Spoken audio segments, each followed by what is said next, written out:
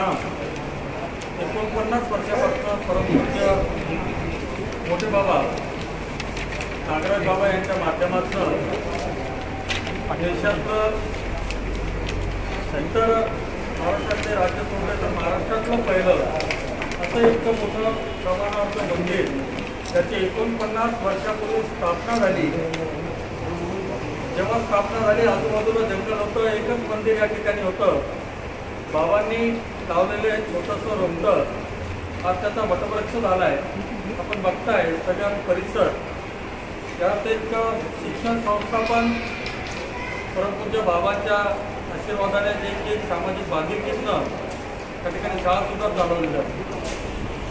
आज आपण निश्चितपणे आमच्या विनंतीला मान देऊन आलेला उद्या नंतर 26 तारखेला भगवान श्रीकृष्णांचा जन्म आणि त्यानंतर दुसऱ्या दिवशी गोपाल कालाच्या दिवशी मिरवणूक, आदल्या दिवशी रात्री जन्मोत्सव, दुसऱ्या दिवशी गोपाल कालानिमित्त दहीहंडी अशा वेगवेगळ्या कार्यक्रमांचं भगवान श्रीकृष्ण मंदिर ट्रस्टच्या माध्यमातून या ठिकाणी होत असतो आणि सर्व धर्मीय सर्व पक्षीय लोकांना या ठिकाणी निमंत्रित केलं जातं या आहे। आणि आपण बघतो की पहिल्या दिवशी तर जन्माष्टमीच्या दिवशी लाखो लोकांच्या रांगासुद्धा या ठिकाणी लागतात। आम्हाला पार्किंगला जागा नसते, पोलीस डिपार्टमेंटचं सहकार्य असतं, विद्युत विभागाचं सहकार्य असतं।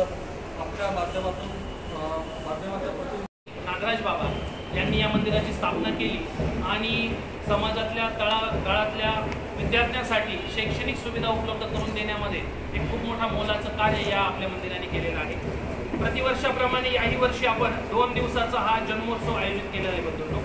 या जन्मोत्सवाच्या निमित्ताने समाजातल्या सर्व स्तरातल्या लोकांना इथे बोलवून भगवान श्रीकृष्ण चरणी समर्पित होण्याचं अहोभाग्य सर्वांच्या वाट्याला येणार आहे। 26 तारखेला सकाळपासून हा उत्सव चालू होणार आहे। आपल्या संभाजीनगर शहराचे जिल्हाधिकारी स्वामीजी यांची आमची आता 4 दिवसापूर्वी भेट झाली। महापौर साहेबांच्या माध्यमातून आम्ही तिथे पोहोचलो होतो, कारण की यावर्षीपासून महाराष्ट्र शासनाच्या वतीने सर्वज्ञ श्री चक्रधर स्वामींचा अवतार दिन हा शासन स्तरावर मानण्यात येणार आहे।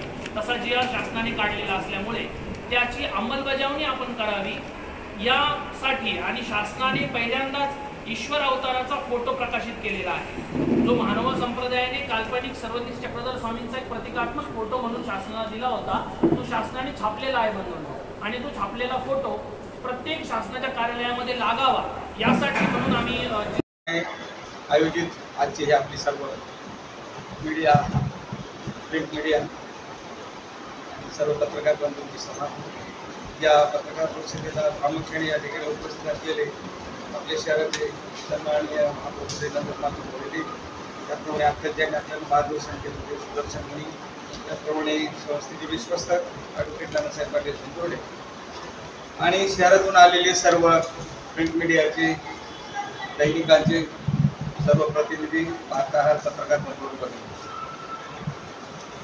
श्रीकृष्ण चक्रवर्तीचा जन्मोत्सव आपण या ठिकाणी साजरा यावर्षी करत आहोत। खूप पूर्वी म्हणजे 1964ला या संस्थेची या ठिकाणी स्थापना झाली आणि आज जवळजवळ 70 वर्ष या संस्थेला या ठिकाणी झाली आणि 1971ला या मंदिराचं खऱ्या अर्थाने भूमिपूजन तत्कालीन मुख्यमंत्री श्री शंकररावजी चव्हाण यांच्या शुभ हस्ते मंदिराचं भूमिपूजन झालं।